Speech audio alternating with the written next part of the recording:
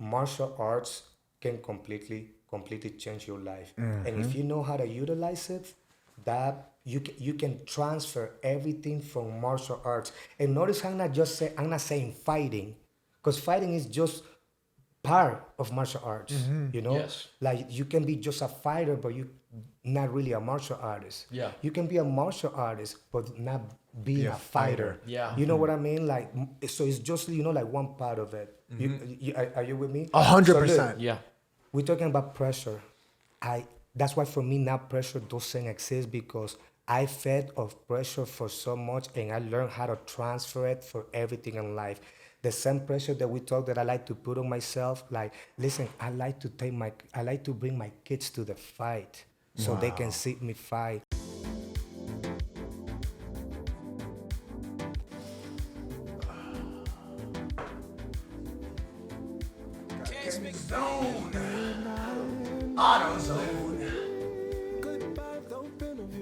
Smelling like diesel in here, baby.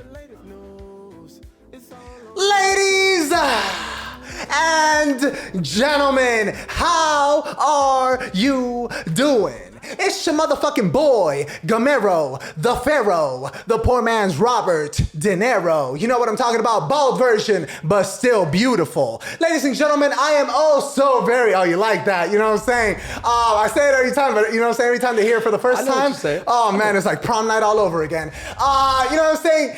God, how ecstatic am I to be able to join by so many colossals of the industry, so many different industries that we have today. You know what I'm talking about. But before we get to introducing the magnificent guest that we have on today, ladies and gentlemen, I am so very ecstatic, so very excited to be able to welcome for the first time ever in the Midnight of Miami Hollowed Halls. Ladies and gentlemen, one of the new faces, the new beautiful faces that you're going to be seeing, you know what I'm saying, day in and day out.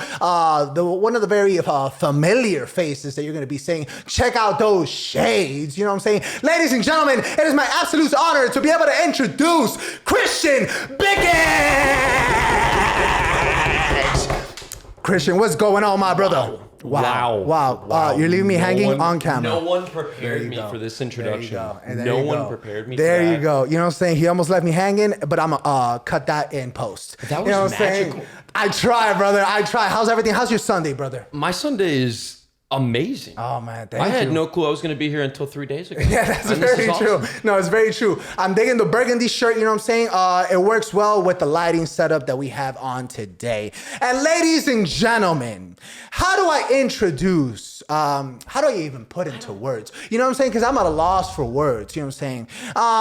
When you get people that devote their lives, when you get people that find a career in such a unorthodox manner, you know what I'm saying? It is truly a golden opportunity, if you will, because we get to pick the brain of someone who really knows what it means to be dedicated to something.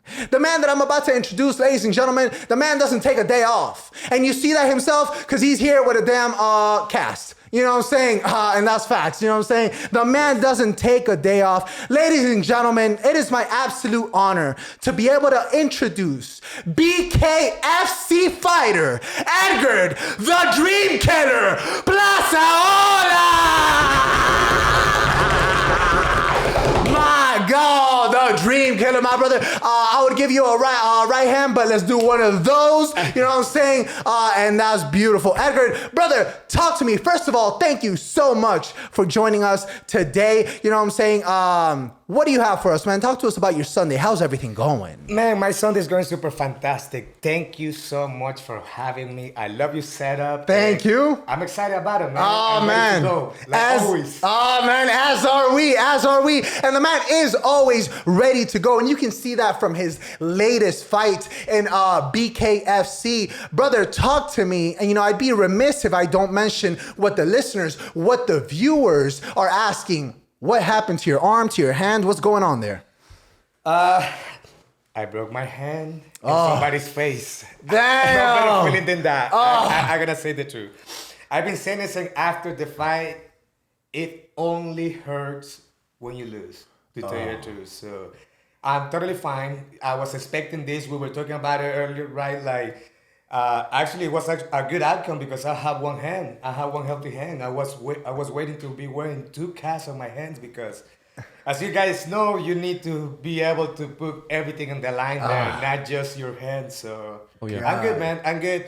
I cannot wait. I'm going tomorrow to have a check, like by a specialist, and I'm trying to stay positive. There's just gonna be a cast. It's gonna heal on his own. 4 6 weeks. I'm looking forward, and then right back to work. God. Back in it. Did you know immediately that it broke? Did you know immediately there was a serious injury, or were you riding so high on the adrenaline that you weren't able to notice? I knew it.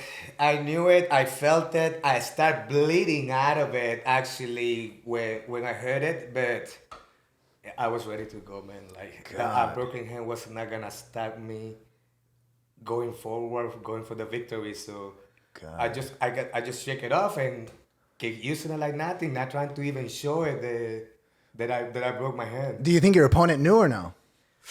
I hope not. Damn, he said, I hope not. Damn. Yeah, no, you constantly in training. You were constantly training that what we call the poker face. Oh yeah. You get hit in the body really hard and oof, and you feel like to taking a knee and you just start like dancing and holding your breath, trying not to show that you got hurt because we train for that as well. When I hit somebody on the body and I see that they showed me what I said, when I see blood, I'm just gonna go for the kill. Oh. So yeah, I like to work on my poker face. Bro, we should start teaching fighters how to act. We should do acting lessons for fighters. You know what I'm saying? Because we'll break your hand in acting class and you won't even notice, bro. Shout out Django, bro. I love it, What was Django. that scene? What was his name? Leonardo DiCaprio. There we go. DiCaprio, my dog. Big shout out. Where does that come from? What is that determination, that drive, that perseverance, that undying need to keep going forward? Where does that come from? Oof, from my ancestors, I will think. I be lying to you, like I have a lot of things, that drive me. That's your question, right? Like what? But it's just, like a self-belief that for me, there's no other option. There's not other option but victory for me. You know what I mean? Like I'm fully focused on it. I'm fully aware of what's going down or what's happening, but there's a constant belief in myself that's where it comes from.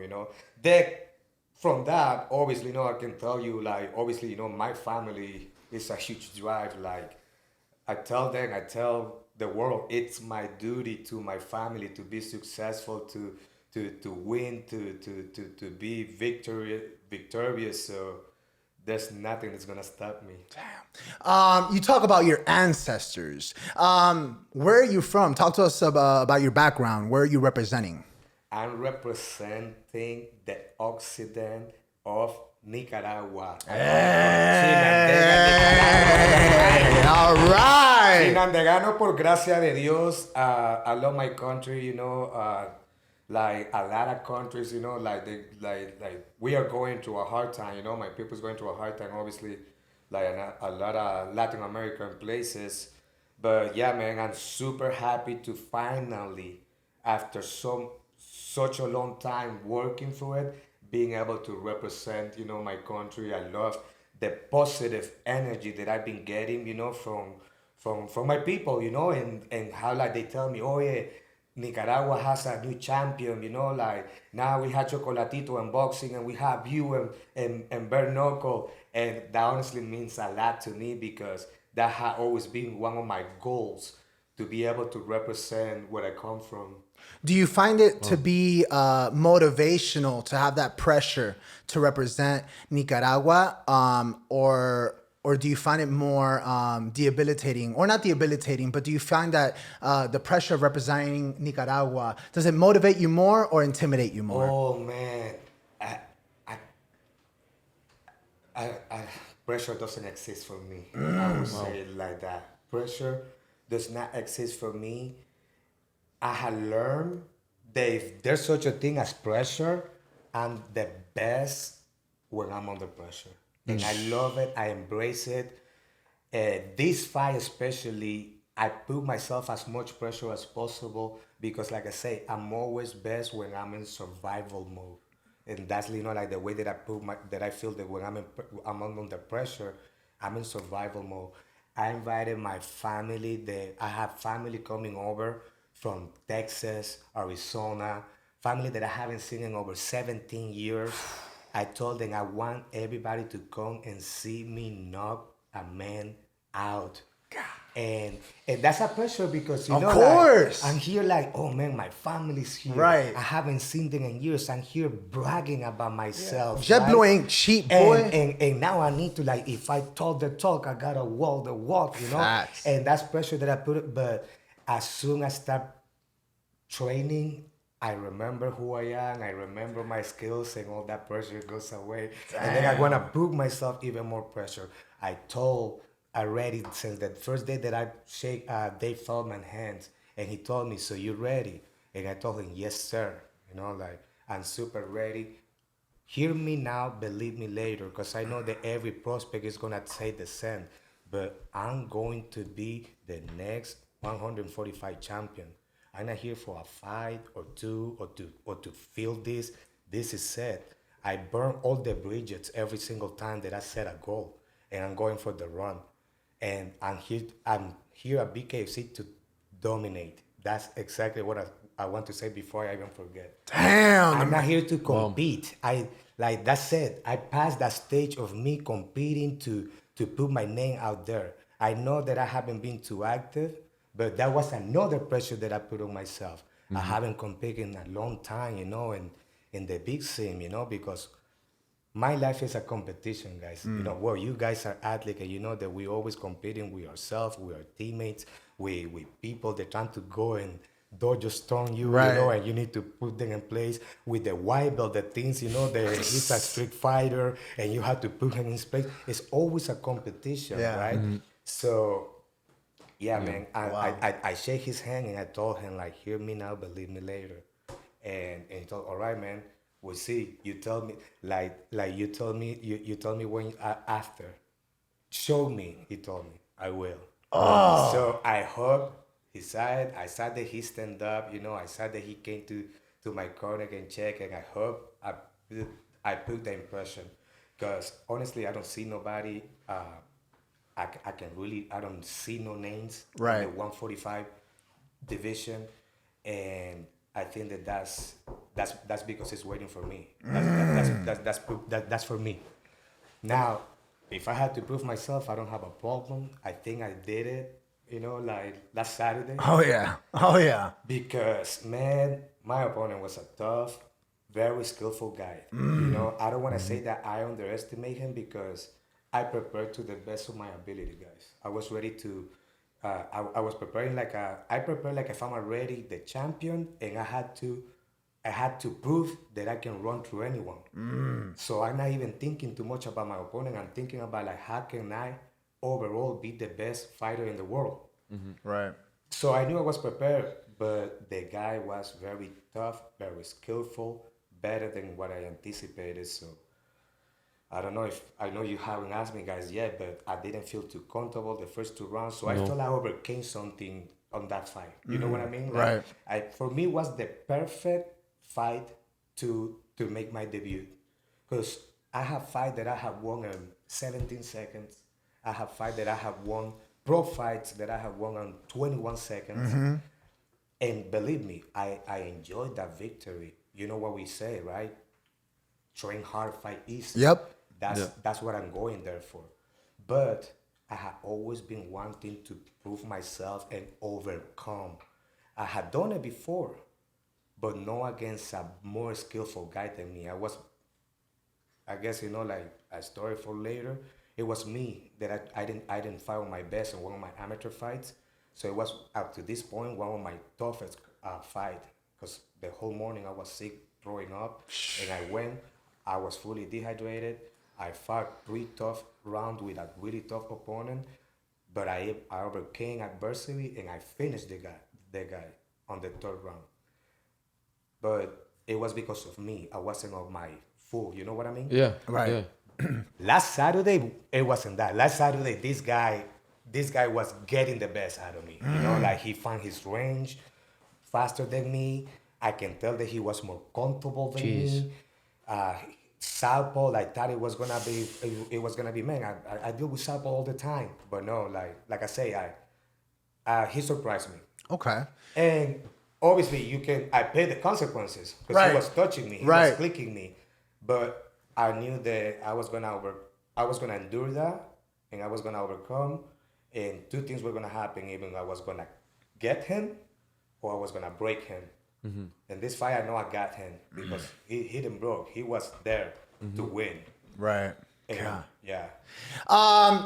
Christian, I do gotta ask, kind of branching off of that, what's your relationship with pressure? You know what I'm saying? Do you use it as fuel? When you got, let's say you, whether it be in the fighting realm, acting realm, whatever it may be, you know, you have people in the audience that you know, or maybe there's a lot riding on it. Maybe you have someone that's gonna do a review. Do you use that as fuel, as motivation, or is it a hurdle for you?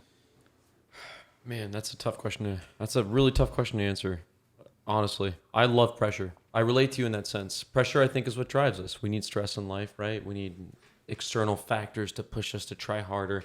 Sometimes I succumb to pressure, and I'm not afraid to admit that. When it comes to acting, right, which is different from fighting, but also very similar because we're both performers to a certain extent. We are. I don't know. There's something about the pressure that has always just felt kind of natural when it comes to acting.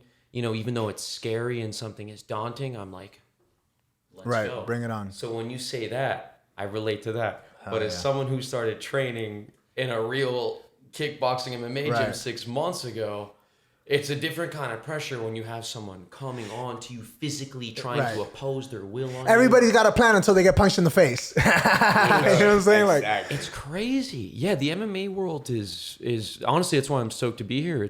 It's brutal, but it is also beautiful. Right. And I feel like a lot of casual people don't see the beauty in it, especially casuals, and now with the casuals, which is I'm a casual. I'm not afraid to admit it. I've been watching mixed martial arts forever, you know, but I'm compared to you guys, I'm definitely a cat compared to you. I don't even know why I'm here right now. But bare knuckle, I mean, that is when I talk to people bare knuckle and I told them about this today, people look at me, they're like, what did you just say? Yeah. You say they're going to punch each other with their bare knuckles? And that made me want to ask you, how often does this happen where you break a hand? You said earlier before the podcast started, it sounds like you break your hands a lot. No. How do you throw You're going to the emergency room every other Thursday, bro. I'm fascinated. No, listen, let me clear that out loud. Let me, I guess, correct myself. No, actually, this is the second time, I will say. What I meant was I had broke both of my hands before when I was younger on street fight, you know, so I can relate to the feeling of not having one broken hand, but two.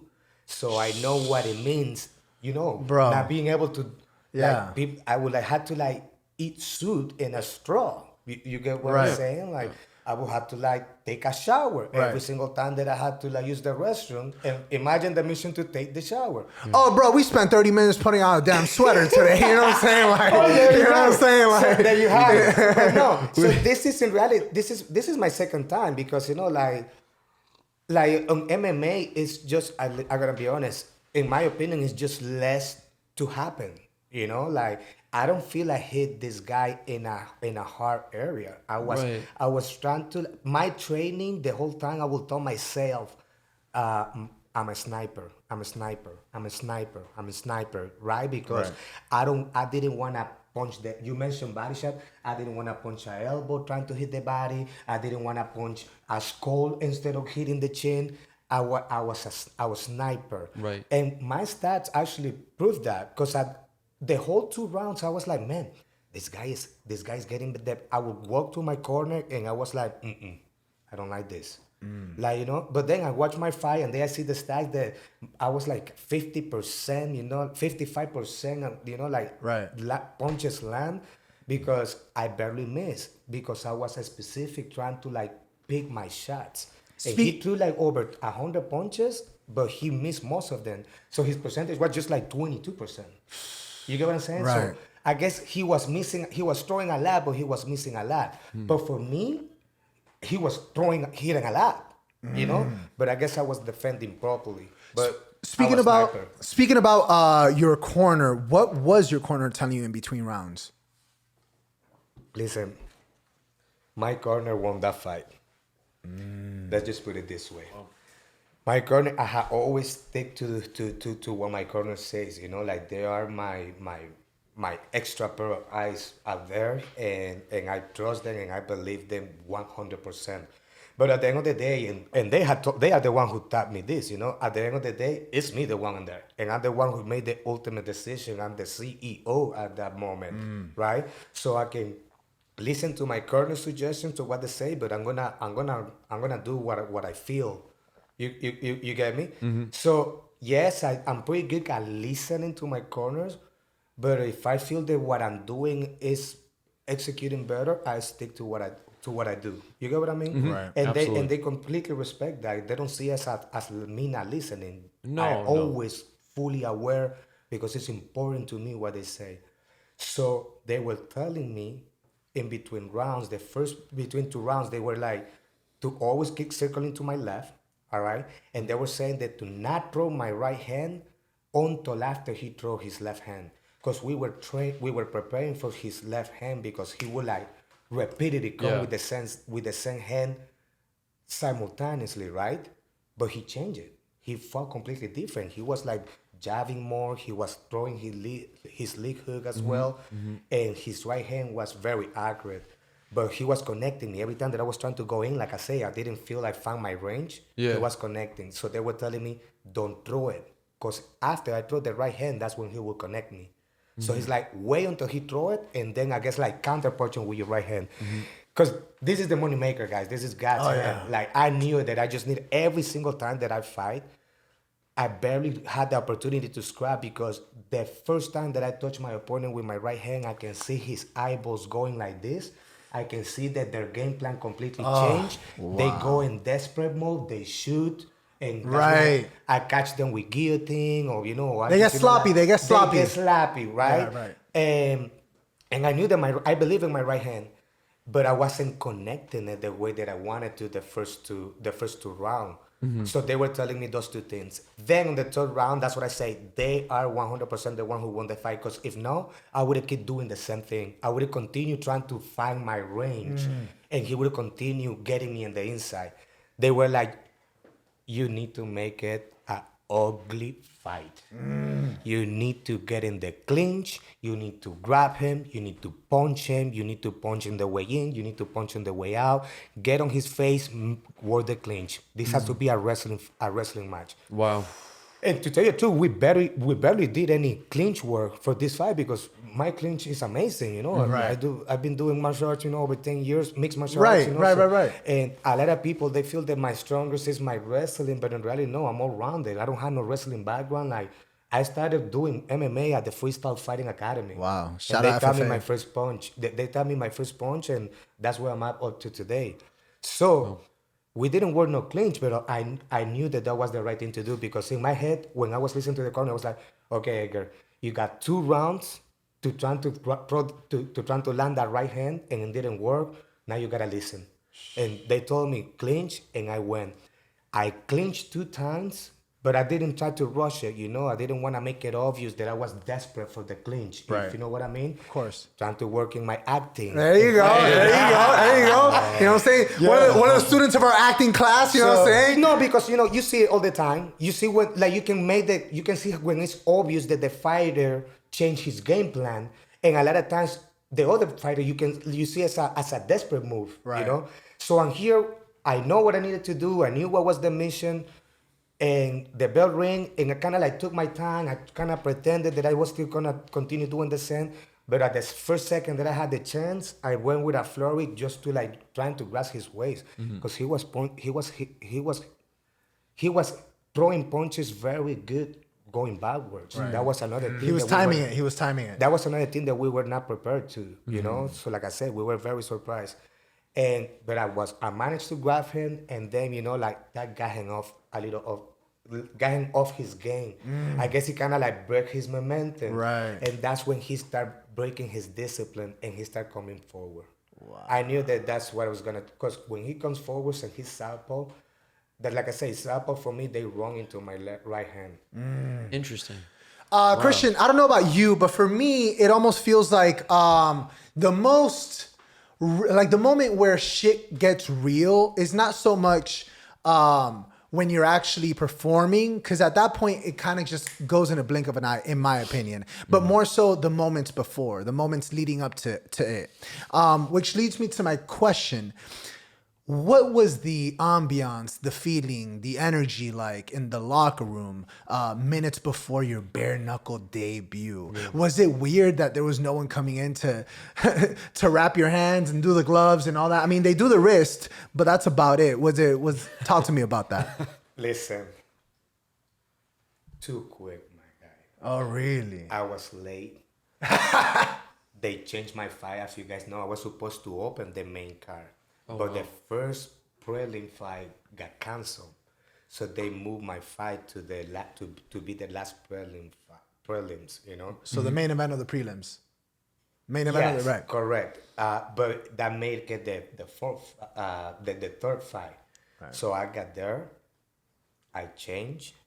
My corner were trying to get their boxing license so they can go in.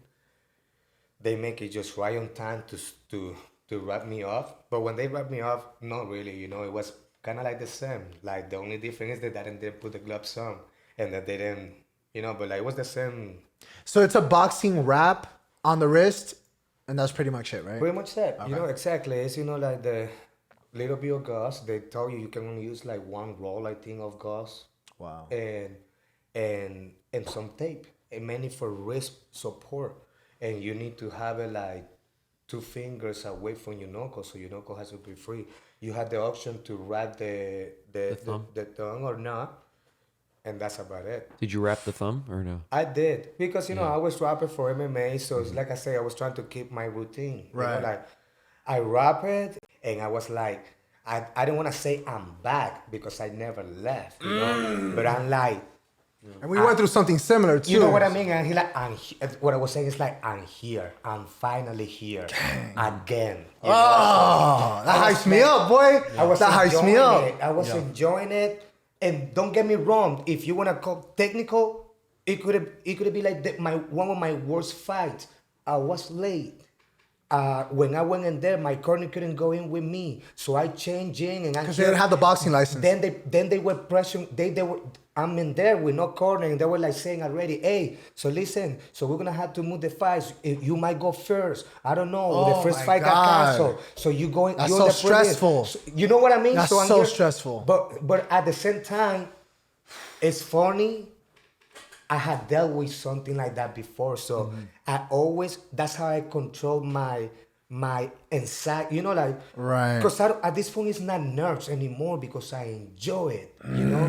But it's kind of like we all fighters, we do get some like we get anxious, like we wanna like already get in there, or you know what I mean. But I control all those feelings because I just go based on, okay, you know what, I've been here before, I had dealt with this before, I had thought about this before. And so to kind of stay cool, I relate it to previous experience, you know. Right. In the amateur circle, you always gonna get some of that. So I'm like, listen, I've been here before that I barely am able to warm up. And shout out PFL, bro. And they just told me, hey, you next. They call my name, and I just go there and kind of like, I know that when they say fight, everything's gonna click and I'm gonna be ready to go. Like I say, I'm always ready. Hey, that's what I'm talking about. That's what I was trying to like tell myself. But you know what? Everything went well. My corner went right back in. Like I say, I was already changed up. The way they wrap my hands, you know. Shout out to my guy, Jason, the Specimen Suarez, you know, the champ on the feeder. There we go. Training partner, coach, mentor, brother to me. He is the one who had always wrapped my hands all my... It's a tradition. It's a routine, you know, like always wrapping my hands, always on my corner. So he got in there. He did his magic, wrapped my hands, and I was good to go. Once I start hitting the mitts to warm up, that's it. The Dreamkiller is out. The rest is game. Ladies and gentlemen, every single week, you know what I'm talking about? We have three segments, and the first one is actually called Mail Time. You know what I'm talking about, and I hope I don't get sued, but Blues Clues. You know what I'm saying? But in this beautiful segment, we ask our illustrious guests questions that you yourself have submitted. You know what I'm talking about? So every Thursday, every Friday, every Saturday, whenever, go on our Instagram. Boom. You'll see our guests and submit questions. Submit those questions on the IG. Slide in on the DMs and we'll read them on the air. Don't show them your DMs. That's nasty, Christian. Yeah, there is a lot going on there, bro. There's a reference I can make, but I'm not going to. But all right, and here we go. Let's go. Edgard, I do want to know, have you ever come close to breaking your wrist? Yes, my left. And honestly, at the beginning of this camp, that was actually the concern. Like I had like hurt, no like break, my left wrist in fights before throwing my left hook. Oh, wow. So on my training, on my bare knuckle training, that was one of the things that I was trying to perfect, like making sure that I was throwing my left hook and that I was being productive, not counterproductive, that I was making damage and not damaging myself. So yeah, it's been close before, I have literally, with a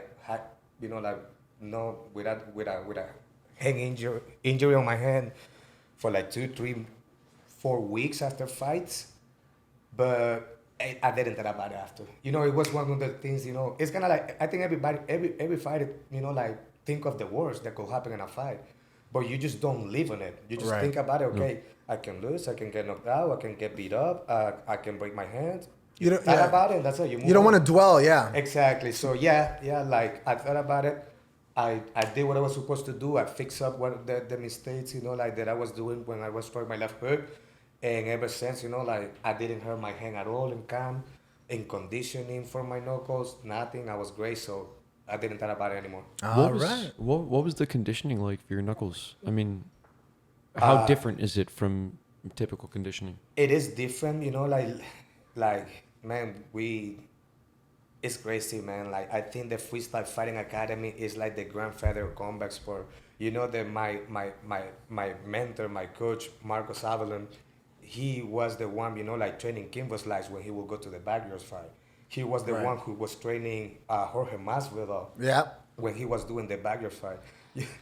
I don't know if he's gonna be happy for me to say this, but you can catch him on the videos, that he was cornering these guys, they were going to but then eventually he convinced them to make the move to MMA because back in the days, bare knuckle wasn't going nowhere beside YouTube. You know what I mean? Yeah. But this guy know what he's doing since before this was popular. Mm-hmm. So I have fully confidence on his training. We were drilling, specific things, like I told you guys, I know I broke my hand because I broke my hands in another man's face. Not because I punched an elbow. That's a statement, bro. Yes, sir. That's a statement. Not because I punched. Look, shout outs to, to my opponent, Chevy Bridges, super cool dude, good sportsmanship. After that, we see each other in the back and, even, we're hitting up each other on Facebook. So it's respect. Yes, respect. Hell yeah. And guess what? He broke his left hand, but the difference is that he broke his hand on my skull. Yeah. You know what I'm saying? Yeah. And yeah, man, my preparation for bare knuckle was amazing, and this was just the first camp. I'm excited for what's coming up next because obviously we don't rest, we gotta come out with the next thing. But to be more clear about my conditioning with the knuckles, obviously, we were hitting hard areas, making sure that we letting it heal and then go back at it. We were wearing, special hard gear that will protect my training partners, but also will condition my knuckles. Wow. You know what? Let's just put it this way. I'm going to be realistic, and I think I'm going to help a lot of people, students that they had the same questions, a few guys, how do you prepare for the knuckles? Listen, the way that I see it, back to talking ancestors, I think that the knuckles, that's what they are meant for. God gave me these knuckles so I can hit them like that bear. You will go out there, back in the day, gladiators, Vikings, how will they fight? They will put gloves? No, sir, nowadays, if we are talking about self-defense, if I ever had to defend myself, my loved one, Oh, my yeah. family, am I gonna be like, oh, give me 1 second, let me put my mouthpiece, let me put my 4 ounces gloves? No, that's not how it's going to go down. We're gonna go right there and there, Right. bare knuckle. I'm gonna be willing to hit concrete, like if I had to, as long as I had to smash somebody's face. Right. You know what I mean? Yeah. So, like, the training for the bare knuckle is mental. That's what really it is. It's crazy. It's Once crazy. you are mentally prepared, you have the mental training for bare knuckle, the knuckles are gonna do what they're supposed to. Bro, he broke his hand on another man's face. I'll break my hand on drywall after a bad FIFA match, bro. Straight up. You know what I'm saying? Like, G shit. You know what I'm saying? Straight up. And that's a beautiful, beautiful question That's a true from our story. mail time. True story. From our mail time segment. Second question from our mail time segment was actually sent in from one of your very own students, our in-house studio audience, Gianluca. You know what I'm saying? So here we go. Gianluca Perri. What is the reason that makes you step into a fighting gym? And then how long after that did it take you to realize that this is what you wanted to do as a career? Wow. Wow, I love that question. Shout out Gianluca. Yup. Listen, With the two-part. Yep. okay, the reason, and this is after a lot of how do you call that? A lot of self-exploration. Okay. Right? Am I saying that right? Yeah. Now that I consider myself a full grown up, I can really answer that question. I always have a fighter on me since younger. But this is what happened, like a lot of my current teenagers and students, right? I always have a fighter on me that when I was young, I didn't have the outlet. I didn't have no sport. I remember when I was, 14, like 12 years old, I think, passing to a karate dojo, and I was like amazed. Karate, back in the days. Right. And I want to do this. But obviously, life, like my parents couldn't afford that, and no, it wasn't a priority at the moment, and boom, I move on. But what did I move on to? To get in trouble at school, on the streets, on the neighbor, and getting on street fights. That was me needing an outlet. Then, obviously, I moved on of that stage. I became a grown-up, and once I was able to afford it, I knew that I needed to do something to just get this fighter out me. I watched one of my, the very first, like Chuck Liddell fight. I don't remember who he was fighting. Tito, it was one of those classic ones, the right? Iceman. But I didn't know nothing about them. But I remember I was just recently got into this country, and I was, like in a bar because I had a fake ID. Because I was like 17 years old. and I was at this bar, and I saw that fight. I was like, it went like this. The light bulb. I can do this. I know, me being cocky, young, and crazy, I can do this, right? And I move on. It wasn't there. After I was older, like 21 years old, it was like okay, you know what? I need another. I was doing a lot of weight, and I was like, I need another training because I'm getting bored of this. And I was the general manager of an Italian restaurant, so my hours were crazy, 16, 18 hours work. Yeah. Jeez. And I used to go to the gym 24 hours, to the 24-hour place to go midnight. I was like, okay, if I need a gym, it has to be 24 hours. So I Googled 24 hours gym, and I was lucky, blessed to find the Freestyle Fighting Academy because I think it's the only one of the places that is open 24 hours. Oh, wow. I found them on Google. I called, booked the appointment, and I never turned back ever again. Wow. And to answer that question, it didn't take long for me to start training. Everything that I do, I try to do it 100%, guys. My thing is, I remember I used to listen to Lil Wayne, and he used to say this thing. There's one of the verses that say, like, everything you can do, I can do better. And I was like, at the same time, I was doing martial arts, and I was like, seeing all these guys, like killing it. And I'm like, listen, anything another man can do, I can do better. As long as I'm 100%. I guess I put dedication, like my guy, Gianluca, shout outs to him. Like I can see his dedication. He has a bright future as well.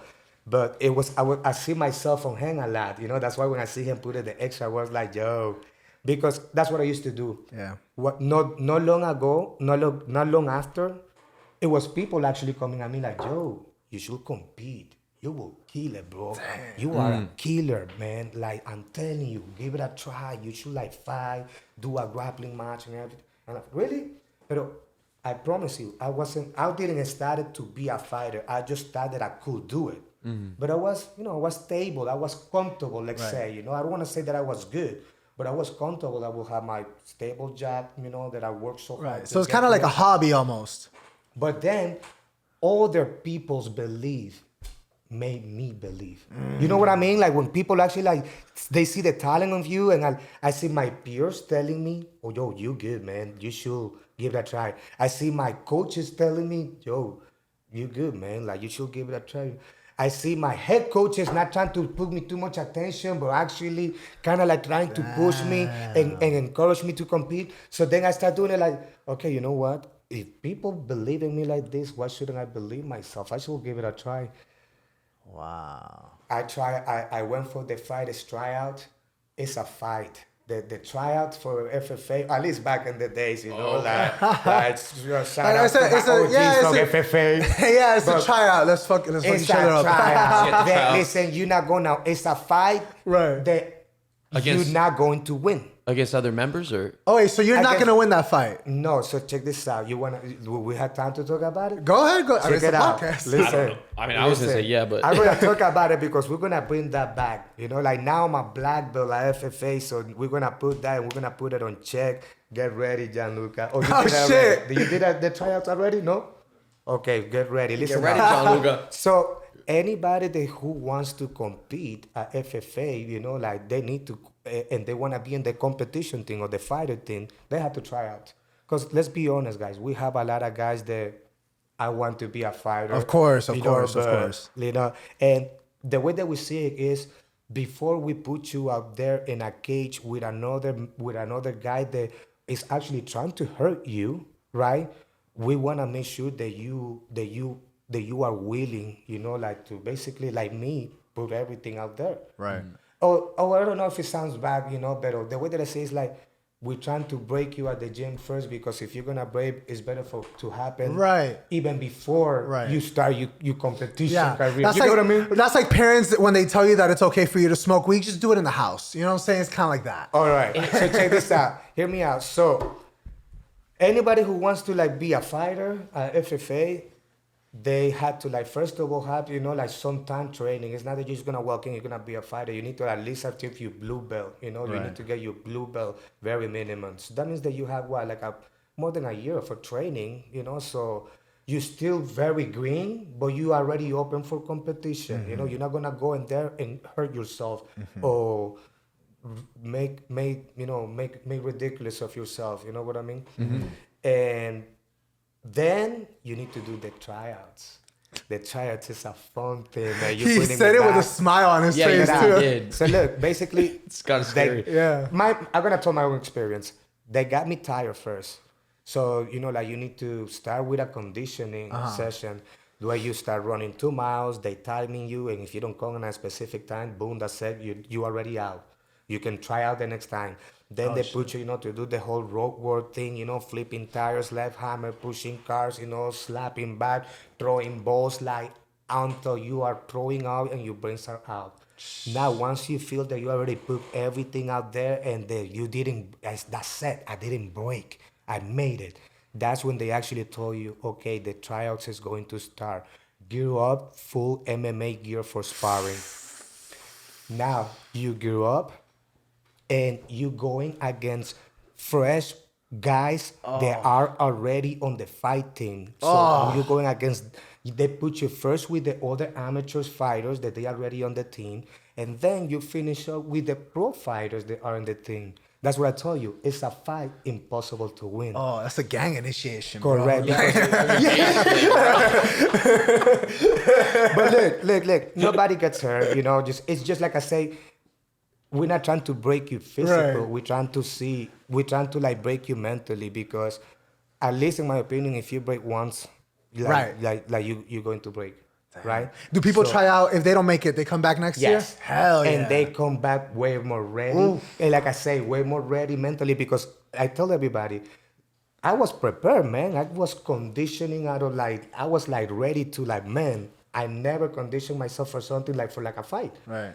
But there was no conditioning that was ready for it. Every minute, a fresh guy will go and pound me. And literally all you have to do is not stop fighting. Oh my Because God. they literally told you, they tell you, listen, we're not trying out your skills right now. We know we can teach you that.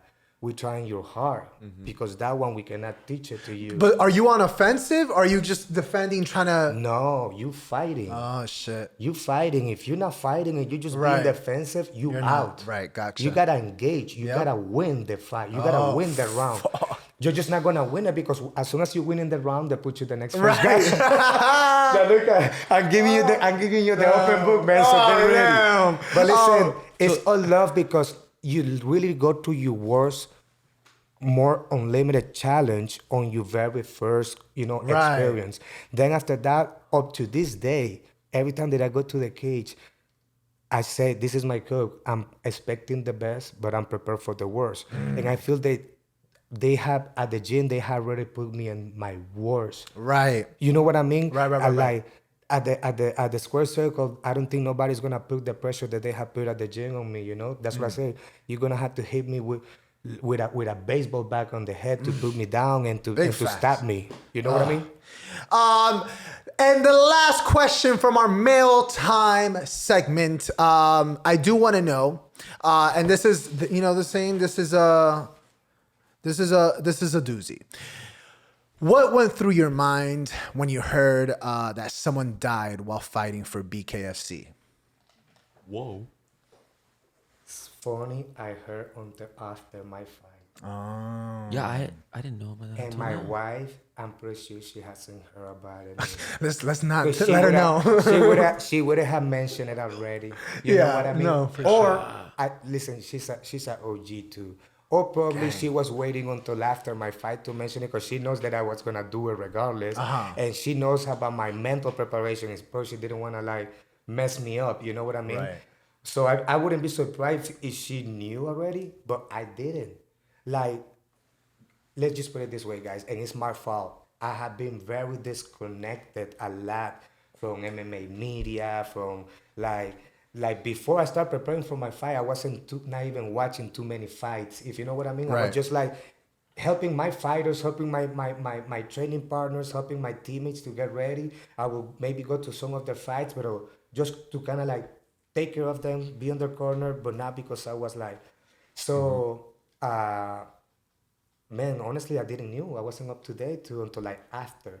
Now, after my fight, when I found out, I think was this week, yeah? The somebody, in the social media, because now I'm up to date. Right. Now, yeah, I'm looking, BKFC, and I see the mentions and everything, Yeah. and I look at the pages, and I see interviews and stuff. I don't know what to tell you. I didn't have much of it, I do agree, if you think about it, it's a combat sport. It's a contact sport. And that can happen anywhere. There has been football players. Yeah, of course. Soccer, I'm sorry. Yeah. Let's be clear, soccer players. That there's been multiple, by the way, soccer players that they running, healthy, top shaped. Yeah. And after, I guess, so many years, of they doing that, the heart, they just stop. And they have a heart attack in the middle of the field. It has happened. But the thing is that they're not gonna publicize that. They're not gonna talk about that. Yeah. Yeah, it has They're happened. multiple. Not drug related. I don't or even anything? nothing. Like- It's just it's something that some Heart failure. yeah, heart failure. Let's put it this way. When you have horses that you worked and overworked them for so many years, and they eventually just boom. That's like a football player. They overwork their cardiovascular system for such a long time that some of them, their body can resist it and nothing. They can, We actually have a nurse in the house. Can we get the actual terminology? that's- What's going on? What happens? What happens when the soccer player drops dead? What's Yo, happening there? That's mind blowing. They over They over what? I'm they shocked. overwork their system, Yeah, and then yeah. the heart can't basically compensate for how much blood has to be circulating through the system. So as you have a heart attack when you're young, you're not coming back from that. And that's WebMD, motherfuckers. You know what I'm saying? Look, Gang. If you think about it, there's been that in boxing, guys. Yeah. If you think about it, guys, look. That's It's fucking crazy. You want to hear me Excuse me, say something funny about if we're talking about the dangers of the sport? Because I think course. that's the whole current conversation right now. And to tell you the truth, I'm not concerned. I thought I was gonna take convincing to talk my wife into me doing this. But when I told her, oh, it's Bareknuckle, and I show it to her and I explained her the rules, she was like, oh, so it's easier than MMA. And that's exactly what I thought too. Correct. Look, but Right. she made easier It looks way scarier, bro. let's just put it this way. Don't forget that when MMA, I'm open to shins coming straight Right. to my face. Yeah. Knees. I had knees already hitting straight up in my face, clean, What else? Heels, elbows. In reality, the only thing that is protecting you from getting cut, from getting from getting a damage similar to Bareknuckle is the 4 ounces gloves. But if you fight a multi guy that knows how to use his elbows, you better believe it that you're gonna leave that fight with a couple cuts. You get what I'm saying? Yeah. So it's a lot more to worry about on MMA. So I did agree with her when I told her, yes, correct. Now all I had to worry is 2 pair of hands. You get what I'm saying? Oh, That's yeah. all I had. Oh, yeah. And honestly, she knows the cuts, the bruises, the black eyes, even the nose is just cosmetic. You know what I mean? It's just cosmetic. Like at the end of the day, what is important is like the damage on your brain cells, and those happen in training, guys. If you sparring hard all the time and breaking your brain cells since young, then when you finally make it to where you want it to be, or when you make it and you start getting hit by the tops, I'm sorry, but it's kind of like like your miles are way to use. Right. That's why like at FFA we had the best training. We know how to like spar. We make sure that we take care of each other. Guys, I feel that I'm one of those fighters. By the way, on Tuesday, March 1st, I'm turning 34 years old. Hey. Dude, I've been obsessed with asking that question. I had no clue how Yo, old and you I'm are. on my peak. I'm 34. healthy. You know what I mean? I'm healthy. I don't feel, like a beat up fighter, like a run up fighter. Like, How do you compare yourself right now at 34 to maybe when you made your debut? Okay, can I just say you look like a monster? Okay, he Yeah. He sent me your Instagram profile 2 Let's days just ago, put it- Yeah. bro. I was like, Hey. I don't want to go to the studio. This guy looks Check it scary. out. You know what? You just gave me an idea, and I'm gonna do one like the one that they did for Chuck Mendes from my first fight, Right. To like my current fight. But to answer your question, I feel like a full grown up man in Damn. the top on the peak. On the peak of my life. You Like know, the last evolution of a Pokemon, bro. I'm a freaking full Spartan. I'm a Greek god right now, Hell man. yeah. I don't know how to explain how I'm feeling. That's why right now, sky's the limit for me. Like Charizard. I feel Hell whole. yeah. You know what I mean? I feel whole. I've been doing this for over 10 years, and I feel that I'm just getting started. Like right now, after this, I'm very perfectionist, And like I told you, the first 2 rounds, I didn't like what I felt. So I'm like a white belt right now on this sport, and I'm hungry to get better. And you know what I mean? Hell yeah. Having that passion Yeah, back on you. man. Like, Oh, man. imagine you a black belt and they take that black belt for you and they give you, look, you a white belt again and you gotta start over again. You're like, okay, I'm ready. Yeah, That's how oh, I'm feeling. man. I'm feeling like a white belt. So Damn. the only difference is I don't have the skills of a white belt. No. You know what man. I mean? No, yeah. The only difference is That's that you're a the fucking machine. difference. It's sir. amazing the amount of similarities to a lot of the conversations that we were having about auditioning and that sort of thing. It's just there's so many things that kind of like play in, It's so similar. It's so actually similar. wild. It's ridiculous. It's ridiculous. I mean, you're talking about 2 high performance. Well, acting isn't a sport, but I come from an athletic background. I'm used to sports. I got into acting way later in life, and it's all about how can you deal with pressure. But I feel like dealing with the pressure of people watching me say things, act things out is way less intense than fighting. I know a lot of people would disagree with But me look, as well. Like, it's funny that we brought that point about pressure, but like, Right. and this is what I say too, I hope, like my young students, no, I hope that all my students, everybody who wants to like get benefit out of it, get this, like I'm not perfect, but like I'm here to share what I know. Let's just put it this way. Martial arts can completely change your life. And if you know how to utilize it, that you can transfer everything from martial arts. And notice I'm not saying fighting, because fighting is just part of martial arts. Yes. Like you can be just a fighter, but you not really a martial artist. Yeah. You can be a martial artist, but not being a fighter. Yeah. You know what I mean? Like, so it's just like one part of it. Are you with me? 100%. Yeah. We're talking about pressure. That's why for me now pressure doesn't exist, because I fed of pressure for so much and I learned how to transfer it for everything in life. The same pressure that we talk that I like to put on myself, like, listen, I like to bring my kids to the fight so they can see me fight. I like to, if I couldn't this time, but if it's possible, all of my fights, like this is the cage and I want my family right there. So when I'm walking, I can see them. I don't pay much attention today because they know I'm ego, I'm ego. You have blinders visual on, blinders. Yeah, but I acknowledge them. Like I know they're there. They know that I don't have right now time to like be like, oh, I love you guys. Right now it's business time. I go in there, and they announcing my name, and I can feel that's pressure. You know what I mean? At least, at least for me, it's pressure that I get hungry for it. I want them there because the way that I see it, my whole training, I'm always telling myself, I'm not going to let another man beat me in front of my family. Yeah. And that drives me. You know what I mean? That's the ultimate motivator. That's a it. I don't primitive. have to. No, it's not motivation.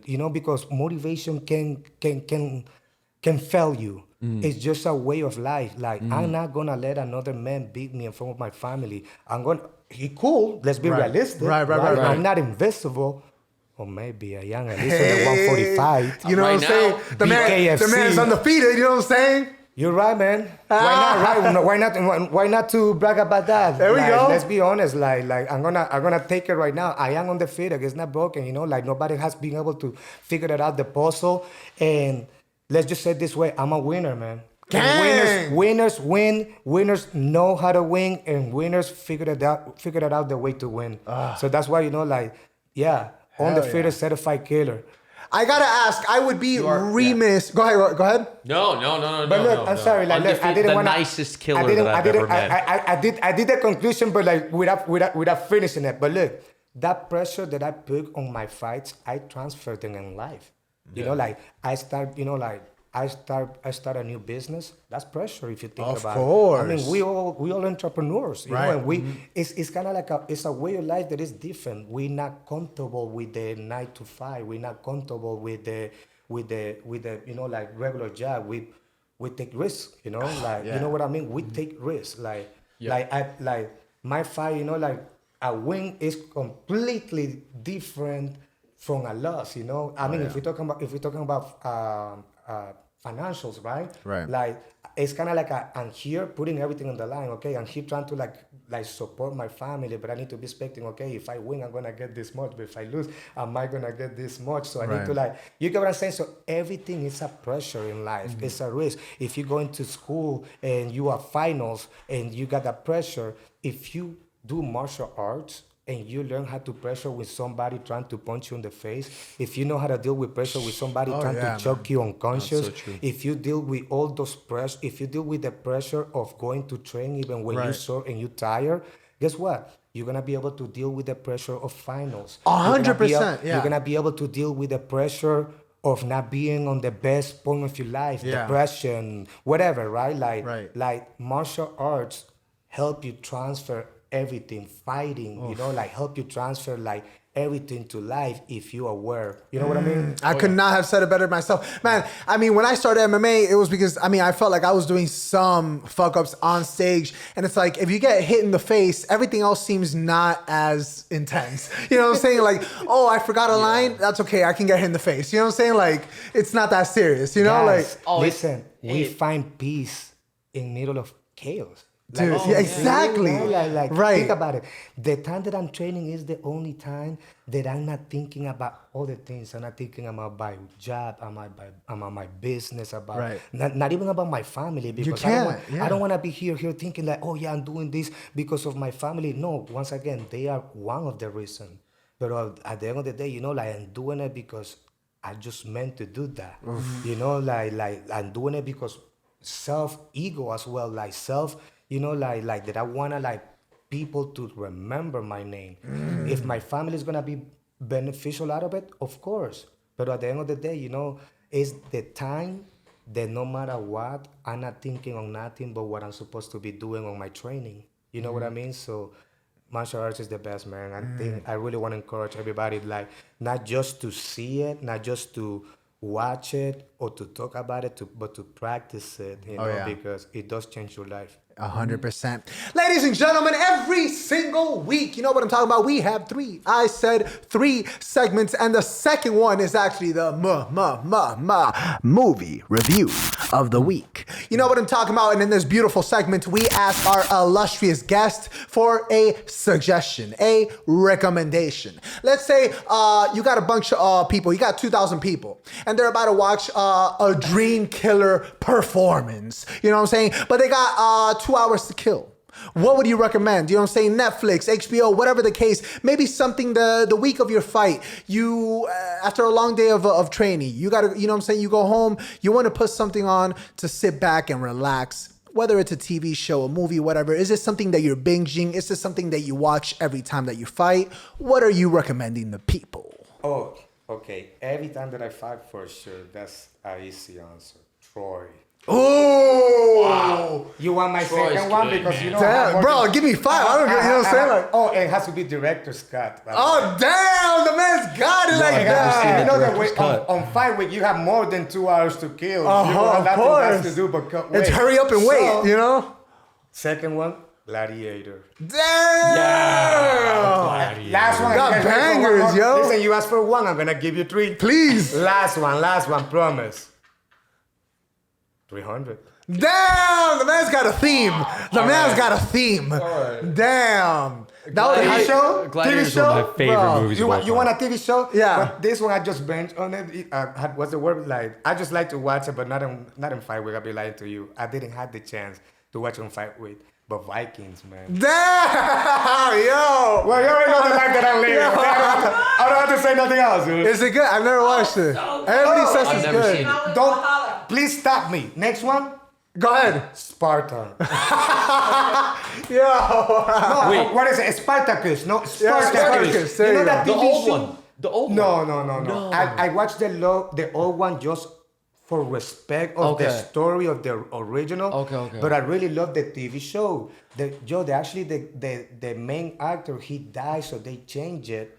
But they have a bunch of seasons. Spoiler Died alert. from cancer, right? Sparta, yes. Andy Whitfield. Yeah, that's So what you I'm know the talking show I'm about. talking Yeah, about. yeah. The I think two it's a worlds Spartacus. just kind of did this. Oh, it's phenomenal TV. But you know, it's Yeah. about the movie, but they make it a huge show with multiple yeah. seasons. I love Damn. it. And the lead actor Why was you guys made me talk about it? What do Yeah. you think I'm gonna go and do tonight, man? Yeah. Like, I'm gonna go again and start it all over. Damn! You're Those... built like a literal Spartan, dude. When you walked in and you were like, "Yeah, I fight at 145," I was like, "What? I weigh where? I weigh 144." Yeah, man. I'm not gonna lie to you. That You walk at 170. Let me just.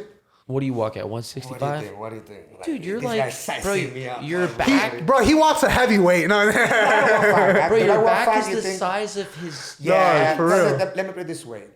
Usually, And by the way, thank you for those movie suggestions. Yeah, you know what I'm saying? Bangers, enjoy them, bangers, man. oh, Yeah, bangers. Man. Those are my go-to for sure. Spartacus. What was I gonna say? I have a lot of muscle. Yeah, I'm very, bro. I'm very muscular. So usually I do walk around 170, 175. But this is the thing, like a lot of muscle is pure water. So when it's time to go down, I don't even die. Like once I start putting two, I'm always training too. I live Yeah. the life. Yeah. I'm not those fighters that like. Well, nowadays nobody's like that, right? Remember back in the days, fighters they would like just train to fight and Right. they would like go drink beers. Yeah, and yeah, all yeah, that. yeah. Yeah, that's. You know what I mean? Like, Yeah. but I'm always. That's very Thailand style. You know what I'm saying? Exactly, exactly. No, I think now everybody's the sport's evolving, so I think everybody like is especially the young people, you know, Yeah. they staying up to like a good regimen. Yeah, So man. I'm always training. I'm always, you know, like living the life, you know, like I want to think about my true Asian warrior, you know, like that I want to live that way, basically. It guides me on how to behave, basically. It's like just crazy. I'm here, saying here because we're talking, but it's not that I'm here telling everybody, oh, you gotta live like a Spartan, or you gotta fight like a Viking. You know, it's just like something silly to relate to, Of right? course. Yeah. But it gets me disciplined. It gets me hungry. It Of gets, course. you know, like it makes me relate. The joke. Yeah. Fasting. Let's talk about fasting because I love intermediate fasting. You know, like Okay. I feel that give me the privilege of not having to worry about my eating and like calorie makers and all this and that. You know, I just have to worry about at what time I'm eating, you know, Right. and you know, like for how long I'm eating. But then I not just do it because for dieting or to look good. I'm here doing it because like Joe, back in the day, primal time, our ancestors, they would go hunting and they wouldn't be, how do you say, like successful all the time. Right. So they would pass day not being able to get a prey. What were they doing? Just fasting. Just fasting, just drinking just out of water or liquids, you know, like things on the, like little fruits on the 50 calories, you know, like, and they will be fasting. How can be possible that these people 2-3 days we're not eating, we're able to kill javalis, you know, Right. and stuff, you know, and going whole animals, and we're not gonna be able to do all those things we couple hours of not eating. So that when I'm fasting, I feel like I just failed a hunt, and now I'm in survival mode, guys. Damn. The best training sessions I have is when I'm fasting. Really? Your body is in survival mode. Your body basically say, if you fail your hunt again, you're really going to starve. Yeah. So you sharp. My timing is great. I'm fully there. My speed, everything, my conditioning, my heart rate is just another level, man. I'm here like Joe Rogan style, you know, like promoted fasting, but it is true. I feel the difference when I train while I'm fasting. Well, you do a type of fasting. You don't eat till like 3, right? Yeah, but I don't do it. I do it because I live an unhealthy lifestyle. That's No, why. I do it mainly for my training. It's everything Yeah. for my training. Look, I'm a what's the name that I'm a performance car. Like if you Yeah. have a performance car, you You know, are. like Formula Right. One and this, you know, like let's just talk about related things, right? Like if you have what's your favorite car? One. My Like, favorite car? A luxury car that you. Oh, a Fiat 500. But if it's not that, then I guess I would go for like a 67 Camaro. There you go. It sounds expensive. I don't know much about car, but my point is this: if you have Sorry, I'm still laughing you're at the good. Fiat If you joke. have a How dare performance you. car, you know, one of those cars that goes 0 to 100 and real quick, like Drake say, right? When you go to the gas station, are you gonna put regular or are you gonna put premium? But premium all day. Correct. When you go do an oil change, are you gonna put the basic one or are you gonna put the top notch? Of course. You know what? You get what I'm So saying? are you doing organic in that sense? Are you doing everything organic? Everything is so it can be better for my performance. Like I have made the commitment that I don't, especially when I'm preparing for my fight, because I do indulge. You know, I don't want people to course. think that You're human, But you're especially for my fight, I'm not eating for pleasure. I'm eating strictly like. I think I silent this. You're good, brother. Yeah, I'm eating strictly out of nutrition, just to get the proper nutrients out of the meal, so I can be able to perform, so I can be able to do my next training session. That's it. You know. But are you doing counting macros? No, or- no. I just fast. I don't like that headache, like I said. Right, it is But a when I'm headache. eating, like, look, the minimum that I fast is 16 hours. You know, Wow. over 16 hours. But I always say, okay, that's the goal. You know, after that, if I don't need to hold myself no more. But because of my lifestyle, I always ended up running to 19, 20 hours fasting. Yeah. So I had a lot of times 6 to 4 hours window to eat. And when I'm eating healthy. But I'm not here thinking about my portion. I'm not Right, here- you just- I'm just eating healthy until Right. I'm satisfied.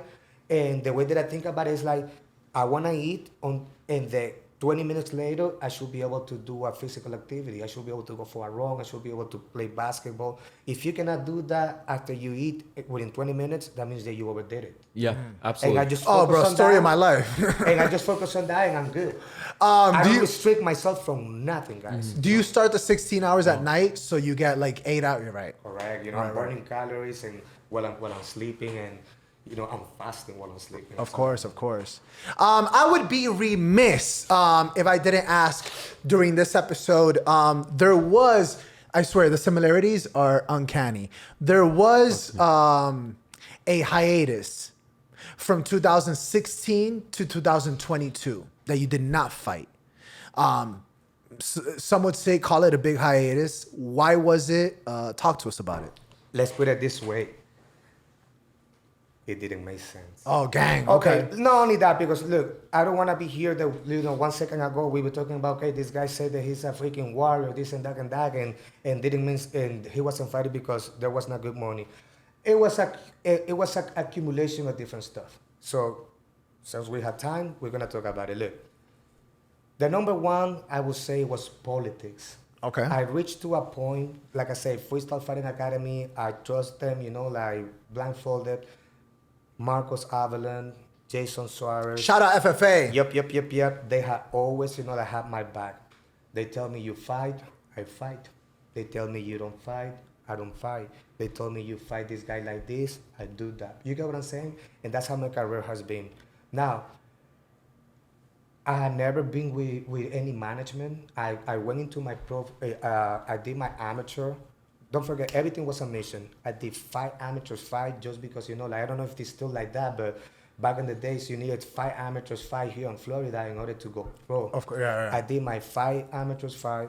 I clean up everybody, you know, like, and I went fight. The boy went sweeping, you know what I'm saying? Correct. So my coach told me, that's it. You got your 5 fights, you're ready. You know, these 5 fights were to prepare you for the pros. You're ready for the pros. And that happened super quick, you know, Right. like within like a year or year and a half. Wow, that's a lot, man. And that was after like just a year of training. Ever, period. Wow. In general, you get me? Wow. ground running. Yeah, he did. I came out very natural. I'm not gonna lie. All this came out very natural to me. Like wrestling, people like Jason Suarez used to be like, "Stop when he first met me, stop lying, man. You wrestled before, right? You wrestled in college, you wrestled in high school. No, man, I never wrestled before. Like, man, bro, you double leg. Looks like you did wrestle.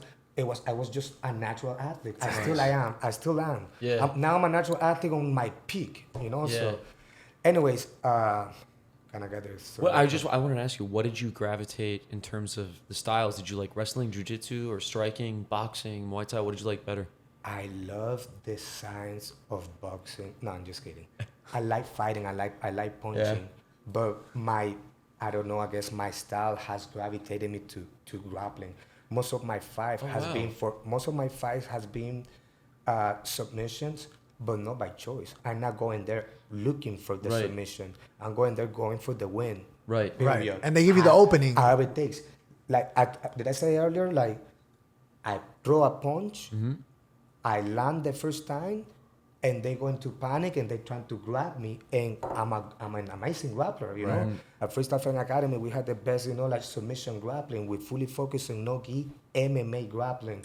You know, like nice, just so nice. I put the gi after once I was a brown belt already. Wow. In no gi. Wow. As a brown belt in no gi, that's when I put the gi for the first time because I fully focused on MMA grappling. Does your belt transfer? That means ground and pound, Oh, yeah. pins, the whole game. You know, like using the cage. You know, like well, Gianluca can tell you. You know, like because now I'm paying forward, transferring everything that I know to them as well.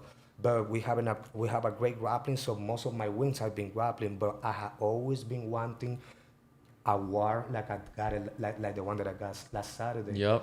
That's my highlight to tell you to this Oh, part of my yeah, career. man. Question, did your belt transfer over to gi or no? No.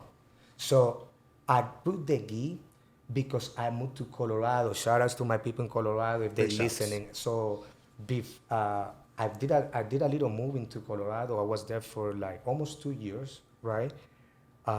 And the place that they sent me there, because they referred me to a place over there, my current coach and mentor here, he told me, okay, if you're moving, I can refer you to some people. He referred me there, but they wouldn't do MMA. They would just do kickboxing and jiu-jitsu. So I was working there because my goal was to eventually open up a fitness place and a martial art place. But I needed the network, I needed the people, I needed to know the people. So I'm like, I know this is a start over, so I had to go there first.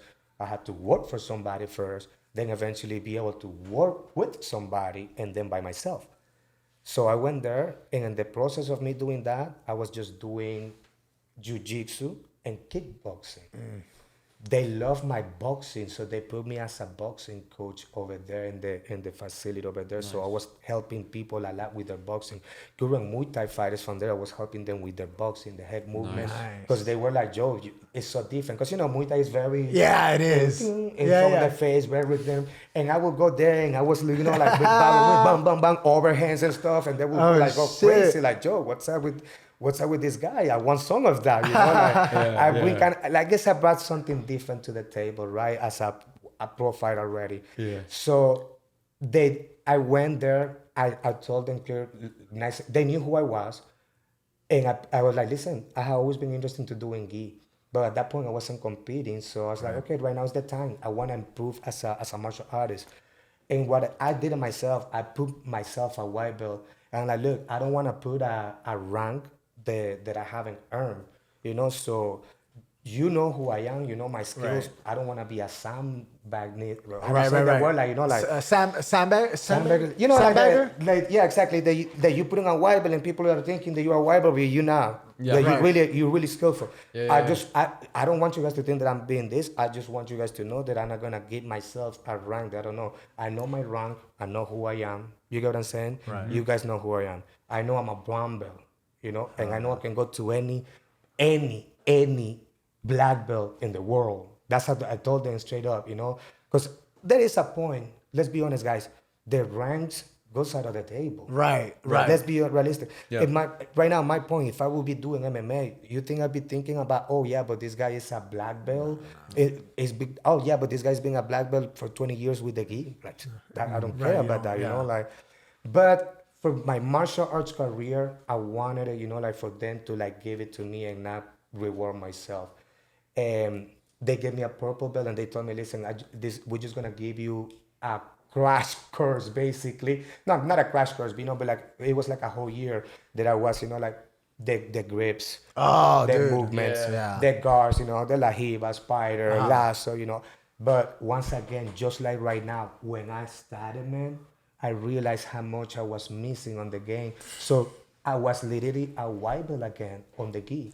I was a brown belt professional, undefeated, certified killer, 4-0 MMA fighter. Right. Most of my fights, I have an amazing unstoppable guillotine. Right. But I had never put the gi on, and I was feeling once again like a white belt because I was like, Joe, I never could do this. And believe it or not, I then eventually realized that let's just say this, you're not going to be playing lasso and no gi, right? Right. But the movements that I learned from lasso guard, they did transfer into my no gi grappling. For sure. So when I get back over here to grapple for MMA, nobody was passing my guard. It's a wrap. Like nobody was. And you know what I noticed also experience?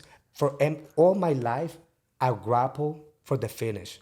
I didn't care if you would pass my guard, if you would take my back, because I knew that at some point I was going to finish you, right? Mm-hmm. But when I went and I trained, we peak kickboxing and jiu-jitsu, they are, how do you say it? They are affiliated to hiatus jiu-jitsu, right? When I started training with them, they helped me a lot with my gi game, and they taught me how to grapple and keeping a score a few points, because those kids, they were getting ready for, that's what the beautiful thing. They were active.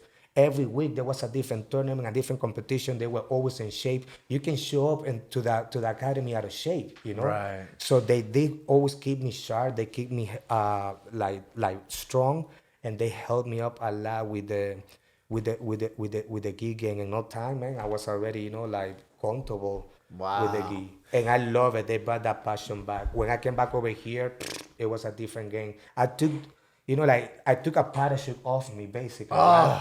And I feel so sleepy. Nobody was passing my guard over here. You know, like I was speeding up a place. Like man. I learned, I evolved tremendously. Probably feels So, like you lost 100 pounds. You know what I'm saying? yeah. Like, So guess what's gonna happen now that I'm gonna be able to just fully focus on Bareknuckle. wow. I know myself. I know the type of That's athlete deadly. that I am. You know, for over 10 years, I've been basically distributing my skills into striking, Right. wrestling, and grappling, and I'm all rounded. You know, I had TKO people before. Right. I had submit people before. I had break people before. I had got go through wars before. Right.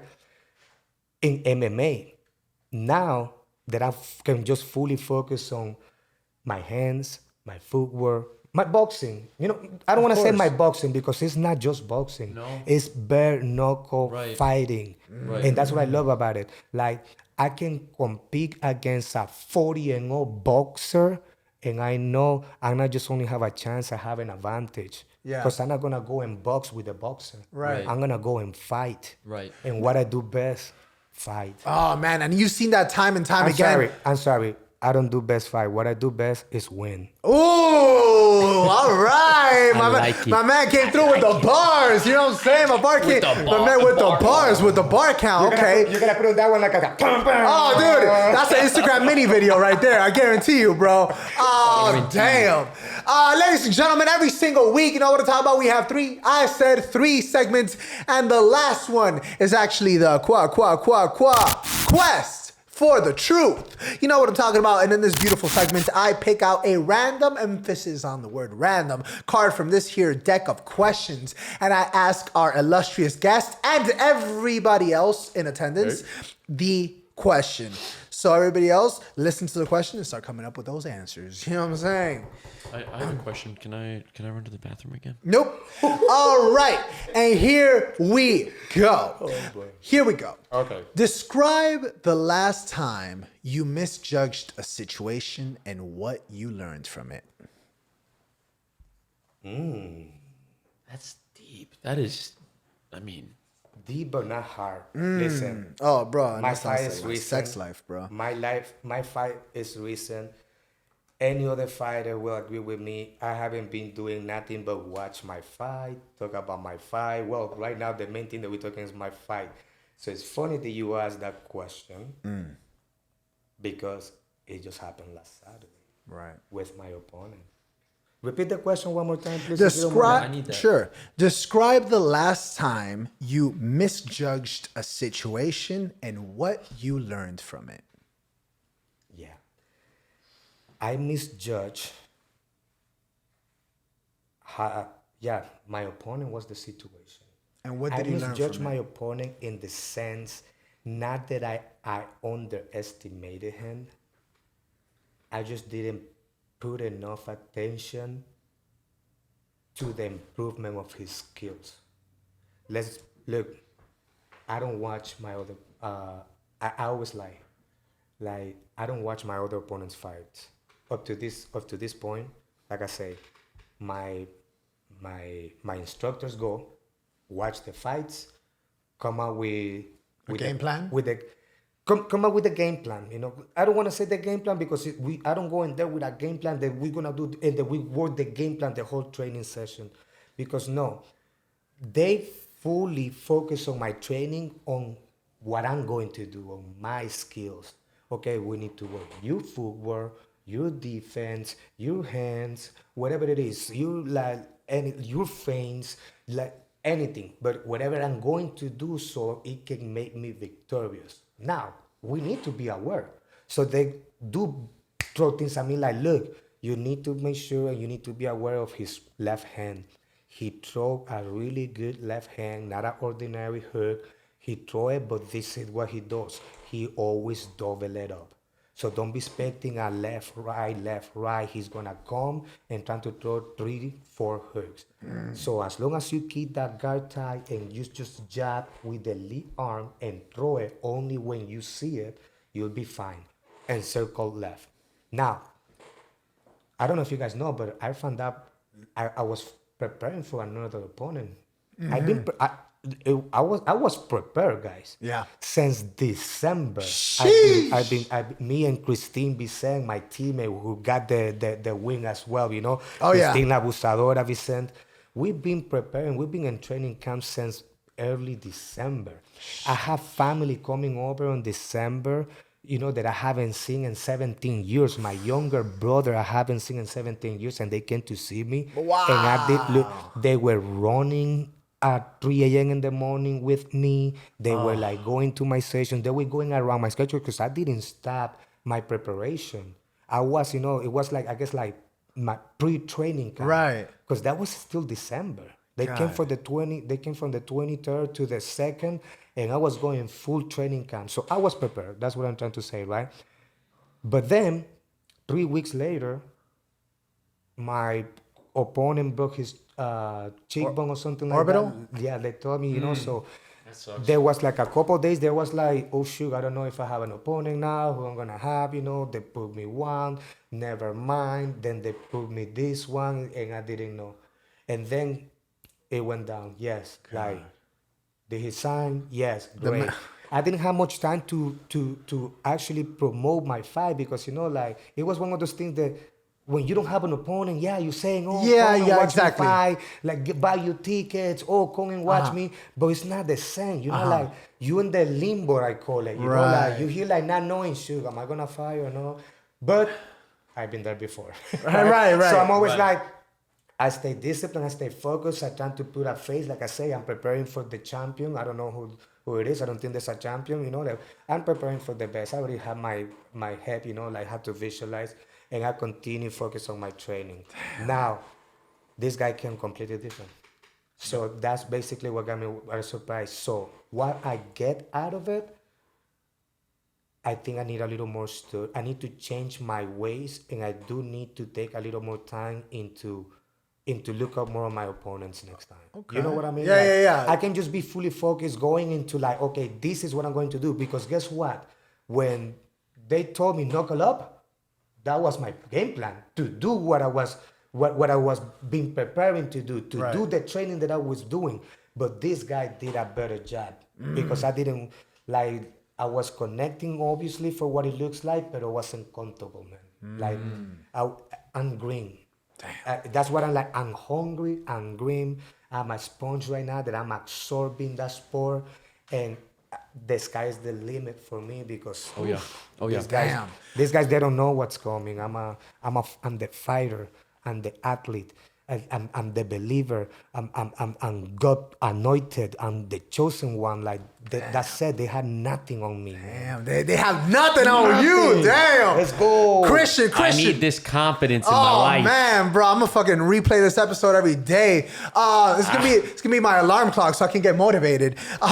Christian, describe the last time you misjudged a situation and what you learned from it. I think it was the bathroom call before we started. Talk to Your us. boy's dying. The last time I misjudged a situation was just a few hours ago, about an hour ago. I had 2 coffees, 2 waters, and a beer. And he had a bathroom break that literally nobody else has had on the show before. Little man, little talk bladder. to us. So no, I'm but gonna keep the honestly, conversation. last time, look, we're gonna make a long story short because I'm suffering. Long story short is that if you're in a good mood and you're on a date and you've been drinking, okay, and you run into a couple of your old friends who you used to wrestle with in high school, Oh, dude, I know where this is going. and they say, "Hey, I heard you were doing MMA. Do you want to box?" And they're drunker than you. You say no. You say no because it's gonna go down. And it's not gonna go well, right? I was in a peaceful mood. Oh my peace, God. not war. Okay, There look you at go. this. You were one of the nicest guys I've ever met. But you're an absolute fucking killer. Yeah. Dude, I didn't expect you to be this cool. I'm telling you, I was yeah. looking up your profile all up Oh last my night, God. today, and I was just like, he's a fucking animal. And you're this smooth talking. Hell yeah. Some people say that his voice is comparable to Puss in Boots. You know what I'm saying? Antonio Banderas over here. he's smooth. Giving him a run for his No, he's money, smooth. boy. Hey, after okay. all those compliments about my voice. Yo! Wait, we need one more. We need to make him a reel and like send it to New York and shit, bro. me. It has to come spontaneous. Yo, that's a character for real, though. Dude, oh my God, that's I fun. might have a future. in this Dude, thing, you bro. definitely have a future. God. Listen, I'm always open for business. I'm always open for opportunities. You know what I'm saying? Look, I'm here. Don't There forget, we go. like slide in the future DMs, you millionaire. know what I'm saying? Any opportunities, slide in the DMs, slide in the email, you know what I'm saying? Always trying to give me 1 second. Gianluca, My guy. describe the last time you misjudged a situation and what you learned from it. Me? Last time I misjudged a situation? Yes, sir. Was in that in-house tournament. Oh, damn. The man had a phenomenal triangle. But yeah, why did you feel that you misjudged it and what did you learn from it? I mean, I didn't necessarily misjudge it. I just feel like I wasn't prepared for a wrestler, you know? Because like I feel like that is something I've always wanted to work on, was my weakness in being a wrestler, my wrestling side of it. And that dude apparently was a second place state in Nebraska when he was in high school or some shit. And God. yeah, and then when I went up against him, I was like, okay, I gotta play it smart, because if I go for a takedown, this guy can throw 3 different things at me. Right. So all I had to do, I didn't necessarily misjudge it, but I was like, okay, I have to take my time and find the opportunity. But it was it was like the last 40 seconds remaining, and then I managed to, I saw that he left his arm. One of the arms was wrapped around my head, and then the other arm was pushing my leg back. When I got into full guard, he was pushing it down, and I saw it. With my other arm, I grabbed his hand, and I just trapped, I locked his arm, and then I slowly put up the triangle, putting it up to get to, his neck and his arm, and then, I pulled through with that. Oh. But yeah, Wow. there's not one day that doesn't go by that I don't think about the pressure that man has put on me. And I Can don't I ever add a want to feel that. funny? Wrestling Can I add a funny fact to that story? Of course. Listen, you wanna know where Gianluca learned that triangle? Don't say nothing. You think he was gonna say from your coach? No, man. This guy, I wasn't even teaching triangles, because I remember clearly, and it was his second or third session, period. Or at least at FFA. And he got carried a triangle from a guy, one of, my blue belts was, I don't know. But I saw it, right? And he got a triangle, and then right after, boom, boom, he went right back, and he got it himself. Damn. And I'm Gianluca, how the hell do you got that triangle? So you trained before, right? No, I just learned it right now because he did it on me like this, and I saw it on YouTube, and what? And he catches a triangle Joe, I haven't shown him a triangle. Bro, And he's like, what? say no. Wow, I might have the facts wrong, but I know I didn't tell you that triangle, or you told me, I watched it on YouTube or something. He's a fast learner. This guy goes on YouTube and watch something and then go to the back and bang, I see him doing the same combo for 300 times, Yo. damn. I tell you. YouTube will Bro, turn you into a killer. Bro, wow. I envy you, man, because I have to actually do it myself to learn it. I can't watch. I can't watch. I have to actually do it, and then it kind of sticks to me. Katya, I do want to know. Describe the last time you misjudged a situation and what you learned from it. I've been thinking about it, but the thing is, if I tell you guys, it's a HIPAA violation. Damn, I love a good HIPAA violation, bro, and that's when nurses get fired. So give me a second best. Give me a second best. I guess the second best is that sometimes they put us to train with new white belts, and you think, well, let me take it easy on them. I'm gonna out technique them or anything like that. And if there's a discrepancy in size, if they're bigger than you are or whatever, you spend the entire time stacked. Oh yeah. They may not have the technique, but they can they have more strength than you do. They can outpower you, and then you spend the whole time feeling like a sandwich, and you're not really moving the entire time. Yeah, and for you look real. like a shitty blue belt. Especially when you get white belt wrestlers who are like, yeah, I can tap out jujitsu, guys. Oh, we have one of those in our class, bro. We do. You always get a wrestler like that. Of course. Thank you for answering those beautiful, beautiful questions for the quest for the truth. And before we start wrapping up this powerhouse of an episode so Christian can go urinate. You know what I'm saying? Yo, I've never held a pee for this long. God, that's a token of your love right there. No, you know it what I'm is. saying? No, it's called the warrior. Oh. I refuse to tap. I refuse to tap. Make him hold a little longer now so he learns. Yeah. Let's do So half an let me hour tell- so more. let me tell you the story, man. So, I'm locked in. he's locked in. If He's I locked put in, myself baby. on a podcast, if Bro, people still on we can Midnight set up a Miami. catheter. We can set up a catheter in here. You know what I'm saying? Second, I saw him sit with the beer, the coffee, and the water, and that's a rookie move. Oh yeah. I was like, clearly, it's your first rodeo. You know what I'm saying? Like, No, this- he'll know next episode. He'll know that. Yeah. Terrible move. I'm not trying to detract from the show No. at all. I'm literally flexing to flex my bladder. That was right beautiful. Before we do wrap up, I do want to know, talk to us briefly. You kind of, I guess, teased at what you walk at as far as weight, but what is your weight cut normally looking like? A lot of people that come in here, they'll say that the unspoken first round of the fight is the weight cut because it's so intense. Are you know what I'm saying, you borderline passing out? Do you need help to be carried onto the scale? What's it like for you? No, man, if I would be doing that, I think I would have been enjoying this. Right. I feel I'm living my very best life. I'm living like a pro athlete. I don't think any pro athlete should be putting their body through that. I don't think I should be putting it through it, but I guess it's just I had to. Because it's just silly that we all want that little extra advantage that we are pulling to make the agreement to mutually each other hurt our bodies before the day that we need to perform our very best. For me, to cope with it and kind of like to deal with it, I see it as a part as a ritual now, man. I had to see it as like that, but to be more specific, answer your question, the wake up has never been a problem for me. Wow. Since I started competing like, because they babied me into this freestyle fighting academy. They first put me into like doing grappling tournaments, you know, like a lot of guys, you know, like my guy right here that just did his first one. So I started with grappling tournaments, and I was very young, so I was in very good shape, you know, like, so I would say maybe like 160 pounds, 155 pounds I would walk around, you know, muscular guy. And my coach told me, listen, just so you can already, like, my coach was the one who told me when he first met me, you're gonna be the next UFC champion. Wow. And he's the one who told me how much you weigh, 160. Okay, you're gonna start preparing for your first grappling match. Usually I don't tell nobody to wait for these matches, but we need to start already preparing your body to make the cut. So since my first grappling match, I've been working on getting my body used to getting to 145. So I was cutting weight for grappling tournaments at 1 to 149. And then when I became an amateur MMA fighter, I make it to 145. One time in my life, I had problems with it.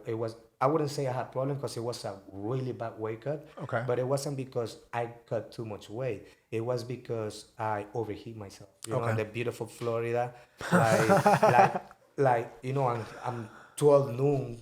Doing 12 noon, we how do you call that, the sweat, The sauna. the sauna suit, on sauna suit and everything, with the heat, I overheat my body, so I did make the weight, but it was the only time, that I was like feeling like really depleted. Wow. Besides that, my body just respond beautiful. We were before talking about the gap that I had, right?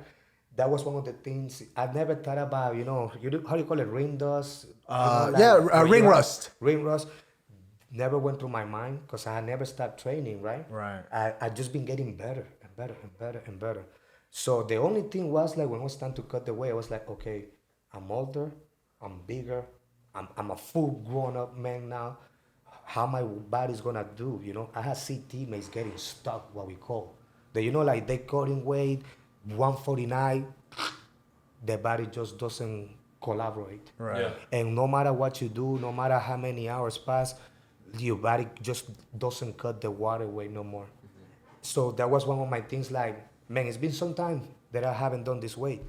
But my guys, everything went just smooth, just like any other fight. Actually, this was the best one because I only cut, like at the last couple pounds is the one that I actually had to like, work a little bit for it. Right. Beside that, like I'm always in top shape, working at 170, 175 pounds.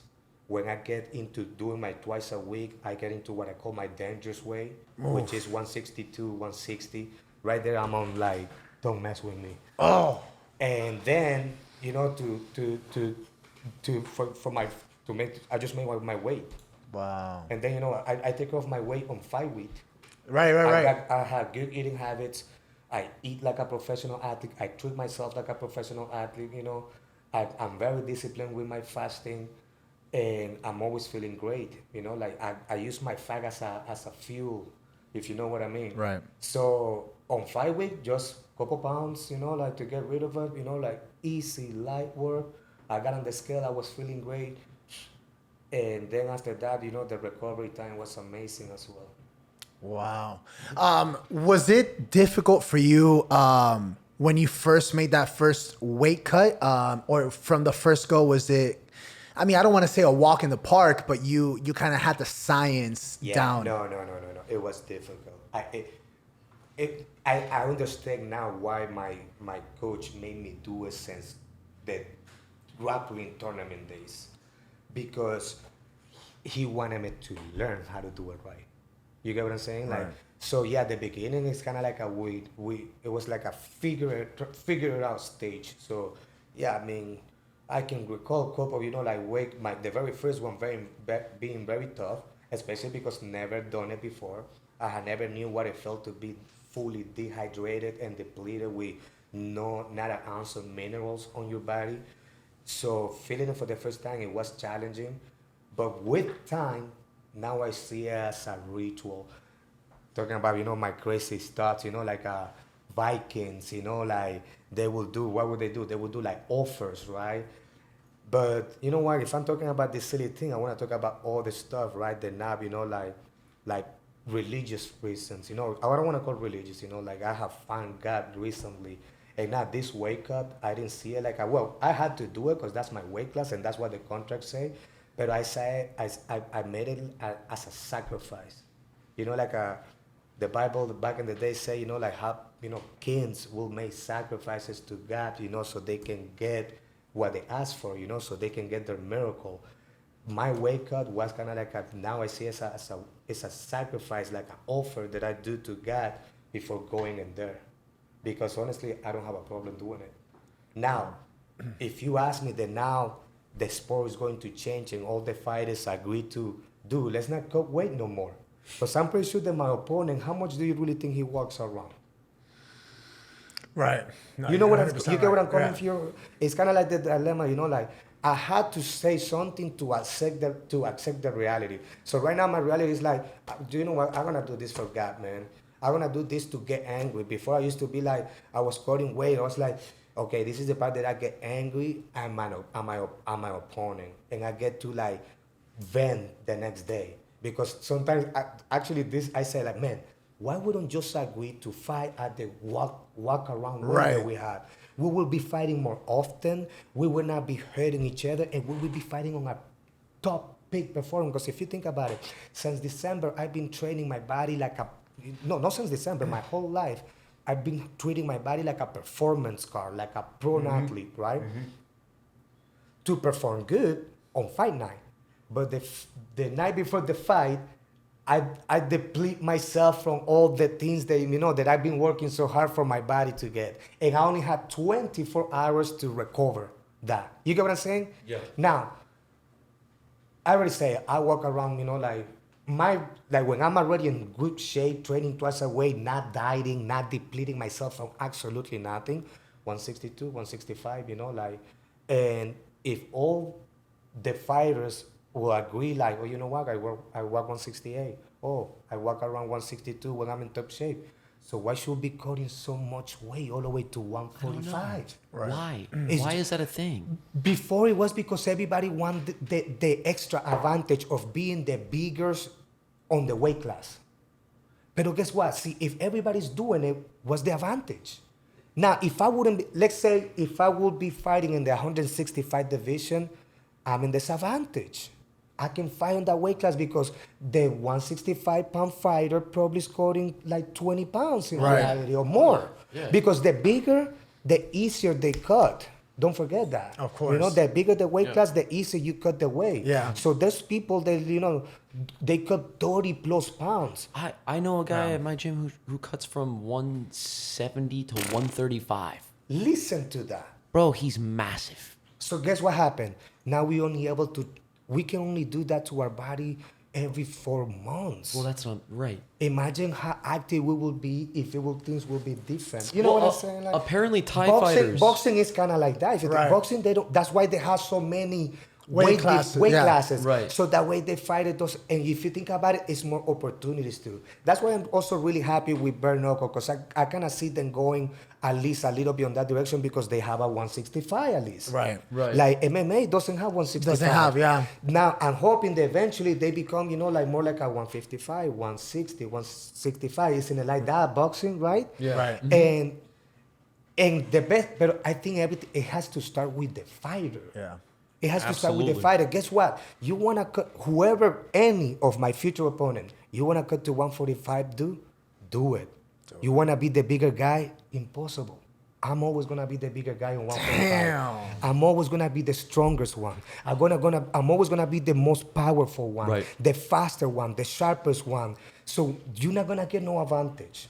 But I have to do it too because if no, I will be in disadvantage. You know what I mean?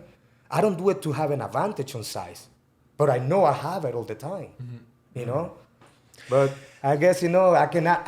That's one of the problems that I cannot solve on my own. Well, Oh, I'm so brother. curious. Just it's a great question to ask, though. I don't know if other fighters care about it as much as I do, but as someone who's interested in, which is nowhere near what you guys do, fighting on an amateur level, I don't want to cut 10 pounds to do an amateur fight and prove to myself that I can. Don't do it. I have people trying to get me to go from 145 to 125, That's crazy. and I'm not trying to fight pro. Let's just put it this way, guys. Sorry. Don't do it unless you already make a light commitment Right. that you going to the top on this. Because that's the only reason why I did it. Yeah. Like since day one, it's kind of like they program myself. You are going to be the next champion. Right. And since day one, even before I stepped in the mat for my first competition, the ultimate goal was to be a world champion. Yeah. I just knew that I needed to go through that. I just know right now I had to go through this, but the goal hasn't changed. So I did it because I was like, if I'm going to be a world champion, I need to behave like a pro. Because the world champion is cutting weight. So I had to cut weight. Right. The world champion is doing conditioning, so I had to do more conditioning. The world champion is paying a nutritionist, so I'm gonna work extra so I can afford a nutritionist. The world champion, Nice. you get what I mean? You Right, get what I'm coming from right. here? So that's how I think since day one, because they put that check on me, you know, like, so I was an amateur training like a pro. That's why I had the results that I have up to this day. That's why I'm still undefeated. That's why still nobody haven't figured out the puzzle, you know, like because I'm a professional. I have never missed weight, and I've been making weight just to prepare myself for this. God. You get what I'm saying? Ladies and gentlemen, what an episode of colossal proportions we have had today. Can we please give it up for our guest, Edgard, the Dreamkiller, Plazaola! My brother. Guys, hey, Thank you. I don't want to cut you out, bro. I want to take my time to do a quick shout out if you don't mind. Oh, me, you know, please before do, I go. please do. Hey, listen, I just want to say thank you so much to my God first, putting God first, to my family, my wife, my kids. They are big key on this for me to do this. My team FFA, you know, I think that I have mentioned them a lot because I love you guys, and you guys, you know, we're going to the top. But the new ones who has made a huge change, the one who have made this happen, is that now I'm actually have a management team, you know. Toro Loco MMA, Aldo, best manager. I think he's gonna change the game. He's doing huge thing. I have Toro Loco Churrasqueria backing me up, and that has changed me completely. This was just my debut on BKFC, and we have made history. And I'm telling you, I tell everybody, and I'm gonna say it in Spanish, El que se come la alita conmigo, se come la pechuga. I said that to my wife because my wife has been since day one. And now she knows I'm going to the top and she for sure will be with me. And the same thing with everybody else. I'm loyal and whoever's eating the wing with me, for sure they're going to eat the breast. All right? Thank you, Toro Loco Churrasqueria. Thank you, Toro Loco MMA. My sponsors as well for this fight, BS Carbonates, Sativa Life. Man, they are the one who prepared me for this, man. I just did what I was supposed to. Hell yeah. Thank you, guys. Yes, you did. From the Thank bottom you. of my heart for having me over. It's been a pleasure. I hope you guys like it. Thank you, everyone, for watching this. Follow my journey. Please. We're going for the top. Of course. And speaking of following that journey, talk to us about social media. Where can the people Yes. follow you? Where can the people follow your journey to the motherfucking top? You can look me up on Instagram at _Dreamkiller, but you're gonna do this. The last E of killer, instead of E, you're gonna type a 3. And you see it on the screen, you know what I'm saying? You see it on the screen, you know what I'm saying? Just read it on the screen, hit that follow, go on Instagram, Or just you know what I'm remember the saying? name, Edgard Plazaola. You're not gonna find another one, or at least I hope. There's no posers out there, you know what I'm saying? There's no posers. Gianluca, thank you so much for setting this up, you know what I'm saying? Student extraordinaire. Gianluca. The man had a phenomenal triangle. I genuinely congratulate you, my brother. And I'm excited for your journey as well. You know what I'm saying? Katya, you've been phenomenal as always. Christian, talk to us about social media. Social media. My social media, you can find me at Christian Bikic. It's KristianBikic. And you see that on the screen as well. You know We'll what see if I'll be back after my two bathroom breaks. During We'll the wait for podcast. the That's cameras. the first for Midnight in Miami. We'll wait for the cameras to be out for that. And ladies and gentlemen, what are you saying? What are you doing? Every Thursday at midnight, go on YouTube, go on Deezer, go on Spotify, all that good stuff. But more than anything, All that. go on YouTube. That's why we got 72 damn cameras in here. That's how you can see the man's getup. The man came through with the shoes. I must compliment you. You got bangers on, my brother. Bangers. Look at that. Oh, very Absolute nice. bangers. Very nice. And before we wrap up, I always wrap up the episode on one last question.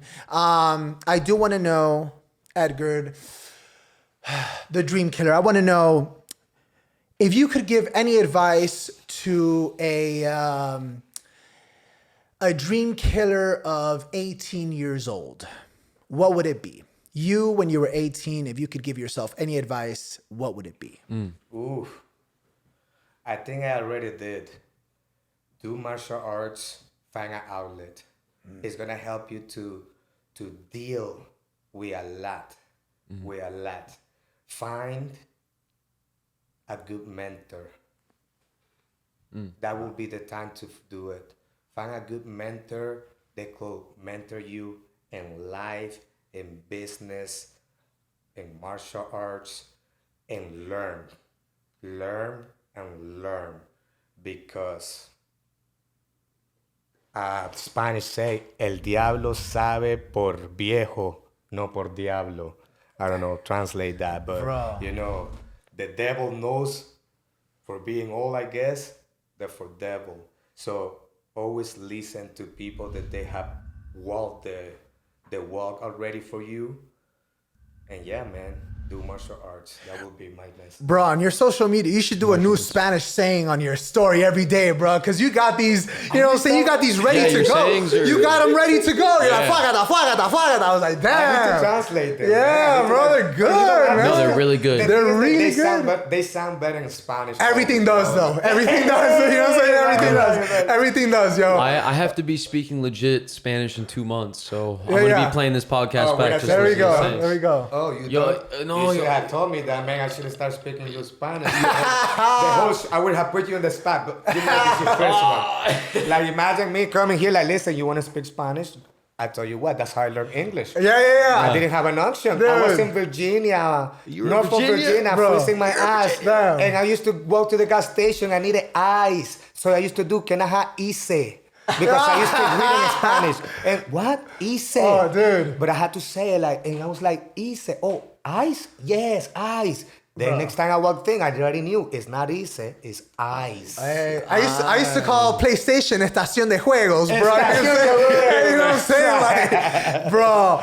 Ladies and gentlemen, what an amazing episode. Thank you so much for joining us. Please hit that subscribe button. Please follow our beautiful co-host. Please follow our phenomenally talented guest today as well. You know what I'm saying? Follow everybody on deck and stay tuned every Thursday at midnight for a brand new episode with a brand new story.